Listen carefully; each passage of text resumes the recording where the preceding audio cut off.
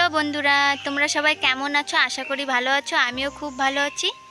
আন্দামান ব্লগে তোমাদের স্বাগত জানাই। আর কে কে আমার চ্যানেলটা এখনও সাবস্ক্রাইব করোনি, আমার চ্যানেলটাকে সাবস্ক্রাইব করে দিও। আর আজকেরটা নতুন ব্লগ নিয়ে যে তোমাদের সামনে এই যে চলে এসেছি। সকাল হলো এখন। তা তা তোমাদের সাথে ব্লগটা শেয়ার করছি। আজকে আদা লাগানো হবে আমাদের ঘরে, আমরা লাগাবো আদা। তা একটু আগেই আমার মামা এসে চাষ করে দিয়ে গেছে। তা এখন কোদাল দিয়ে বেড বানানো হবে, তারপরে আদাটা বসানো হবে। আর এখানে ঘেরা দিতে হবে, নাহলে গরু রয়েছে বাড়ি।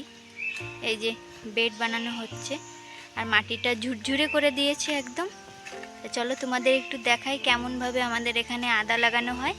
চলো, আদার চাষ আমাদের এখানে আদায় প্রচুর, এখানে প্রায় লোক লাগায় আদা। এখন বাজারে প্রায় ভালোই দাম আছে। তা আমরা একটু এনেছি লাগানোর জন্য। তা চলো।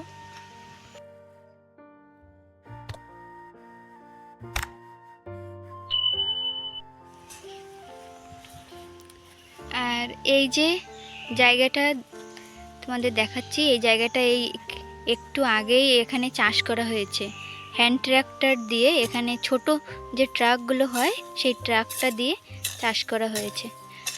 আর মাটিটা কালকে মোটর দিয়ে জল দেওয়া হয়েছিল, তার জন্য নরম হয়েছে। আর এই যে বেড বানানো হবে, ওর জন্য মাটিটা এই যে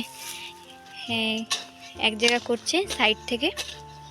আর এখানে 3টে লাইন আমরা আদা লাগাবো, আর যদি থাকে তাহলে এক্সট্রা একটা লাইন করা হয়েছে।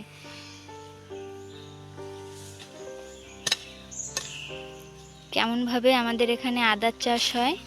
অনেকে ঘরে খাওয়ার জন্য বস্তার মধ্যেও লাগায়, কিন্তু ওটা খাওয়ার জন্য ঠিক আছে, কিন্তু বিক্রি করার জন্য জমিতেই লাগালে ভালো হয়। আদাটা ভালোভাবে মেলায়, বড় হয়, গ্রোথ হয়। আর একটা একটা আদার গাছের গোড়ায় অনেকটা করে আদা হবে না?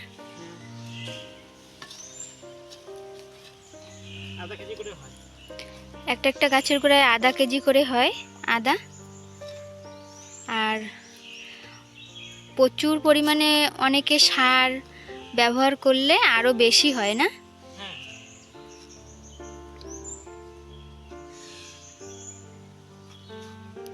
যারা ঘরে লাগায় তারা সারটা ব্যবহার করে না, খাওয়ার জন্য লাগালে। আর বিক্রি করার জন্য লাগালে তারা সারটা ব্যবহার করে। তাই এই যে বেড বানানো হচ্ছে, এই সাইড থেকে এরকমভাবে মাটি দিয়ে বেড বানানো হবে। তারপরে ছোট ছোট করে লাইন লাইন করতে হবে, তার ভিতরে আমরা ফরেট দিতে হবে যাতে কোনো পোকামাকড় না আসে। তা তোমাদের সাথে শেয়ার করব সেটাও, যেই সময় দেব। তাকে বেডটা বানিয়ে নিক।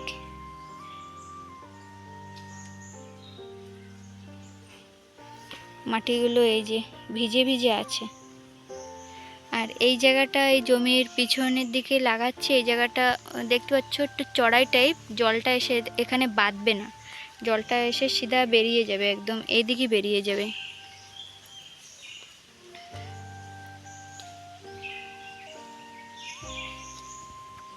আর রোদ্রের সময় আর গরুগুলো ঘুরছে খাওয়ার জন্য। আর এই কেবলমাত্র একটা সুপারির পাতা পড়েছে, সেই পাতাটা এখন এই যে খাচ্ছে।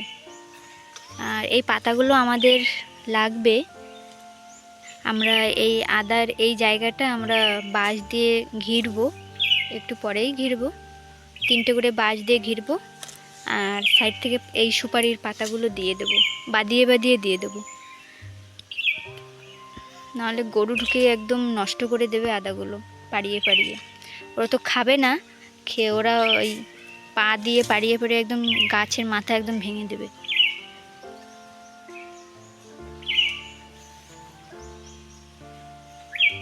তা দেখতে থাকো ব্লগটা, ভালো লাগবে।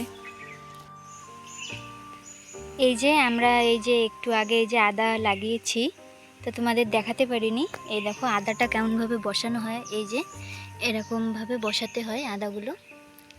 তা এই যে এরকমভাবে বানানো হয়েছে। 4টে খোপ বানানো হয়েছে, একটা দুটো, একটা তিনটে, একটা চারটে। তা পুরো কষ্ট হয়ে গিয়েছে। আর এতে গোবর সার দেওয়া হয়েছে, এই দেখো, এই যে গোবর সার দিয়ে আদারটা লাগানো হয়েছে। আর এখন সুপারির ছিলকা 5-6 বছর যেখানে রাখা হয় পচে যায়, সেটা সার হয়ে যায়, তা সেটা এখন দেব। তারপরে এটা ঢাকতে হবে, এই আদাটা এই যে ঢাকতে হবে। তা এটা এখন ছড়ানো হবে।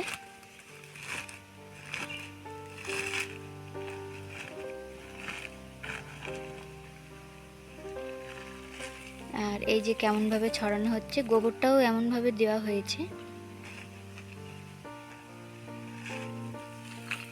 তা লাগানোর সময় তোমাদের দেখাতে পারিনি, এমনি আদাটা মুখ বাইরের দিকে দিয়ে বসিয়ে যেতে হবে।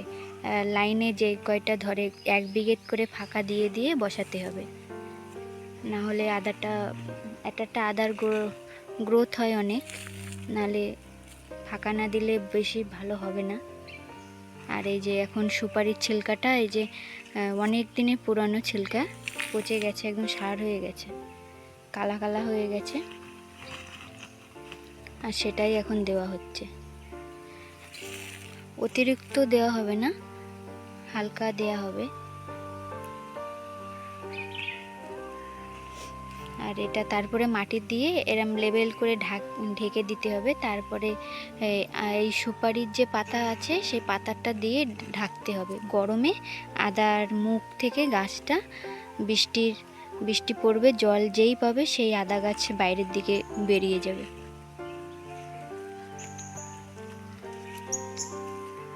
আর এই মাটিটা তো কোপাতে বেশি কষ্ট হয়েছে। আর এখনও এখানে ঘেরা দেব, এখন এটা ঢাকার পরে এখনও ঘেরা দেব।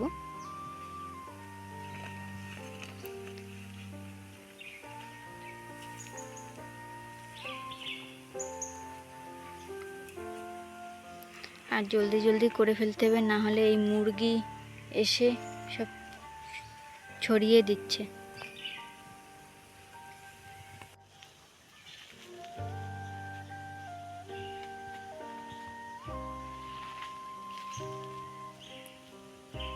আর তোমরা এই যে দেখতেই পাচ্ছ, এই যে কেমনভাবে ছড়াচ্ছে, তোমাদের দেখালাম। আর প্রচণ্ড গরম, বৃষ্টির কোনো কিছুই নেই এখানে এখন। আর এই যে আদাগুলো দেখতেই পাচ্ছ কেমন বসানো হয়েছে, সুন্দর লাগছে কিন্তু না বসিয়েছি সব। একদম ছোট করলে হবে না, পিস আদা ভাঙলে একদম ছোট করলে হবে না, মিডিয়াম রাখতে হবে, যাতে একটা আদার গোড়ায় আধা কেজি করে আদা যেন হয়, সেরকম রাখতে হবে।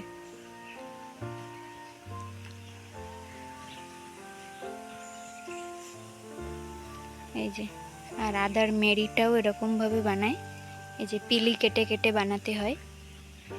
আর আগে তো আমি এই আদাটা আমার বাবার বাড়ি লাগানো হয় আগে। আমি, মা, বাবা, আমার দিদি সবাই মিলে আমাদের ঘরে আমরা এই আদাটা আগে লাগাতাম। আমাদের ঘরে প্রত্যেক বছরে লাগানো হয় আদা, আর কচুটা লাগানো হয়। তেমন বেশি জায়গা নেই, তাও জমির মধ্যে যেরকম হয় লাগায় বাবা।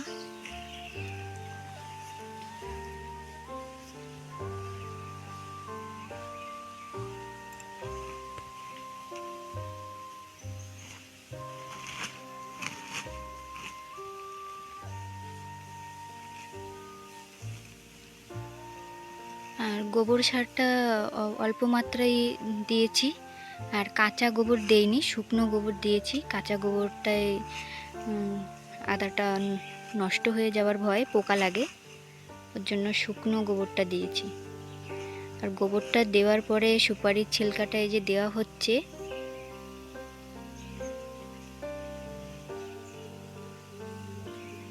আর এরপরে এখানে ফরেট দেওয়া হবে মনে হচ্ছে।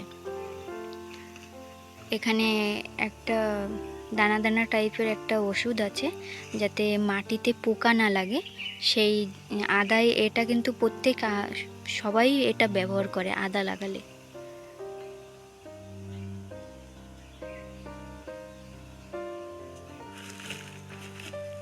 এই যে সুপারির ছিলকা এই যে পচে গেছে, একদম কালা হয়ে গেছে, সার হয়ে গেছে একদম। আর গোবর সারটা দিয়েছি, আর এই আর এই সুপারির ছিলকাটা দিয়েছি।